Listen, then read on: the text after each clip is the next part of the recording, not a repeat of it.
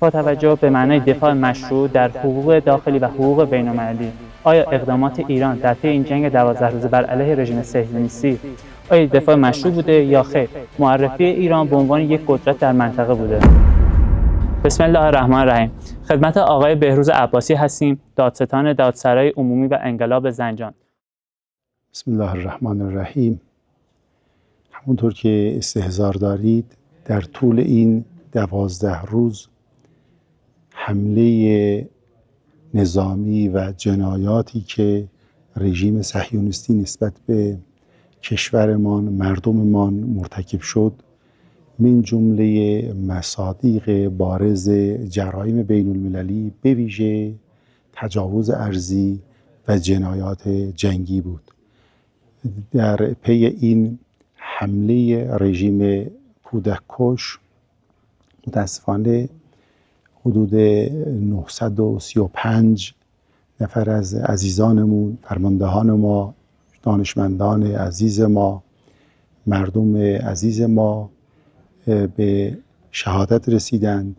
اماکن غیر نظامی مثل بیمارستان‌ها، زندان‌ها، صدا سیما و اماکن آموزشی به عبارت کلی اماکن غیر نظامی ما مورد هدف قرار گرفتند. لذا جنایات این رژیم بر هیچ کسی در طول این 12 روزه پوشیده نیست. این حق اولیه و مسلم و قانونی کشور ما بوده، هم مطابق قوانین داخلی ما، هم مطابق قوانین بین المللی، من جمله منشور ملل متحد ماده 51 اون، که ایران برای متوقف کردن این جنایات، برای متوقف کردن این حمله، برای متوقف کردن این کشتار بایستی مقابله به مثل و دفاع مشروع می‌کرد. الحمدلله نیروهای مسلح ما در چارچوب مقررات توانستند دفاع بکنن از سرزمین ما، از مردم ما، و همین دفاع مشروع باعث شد که رژیم عقب نشینی بکنه.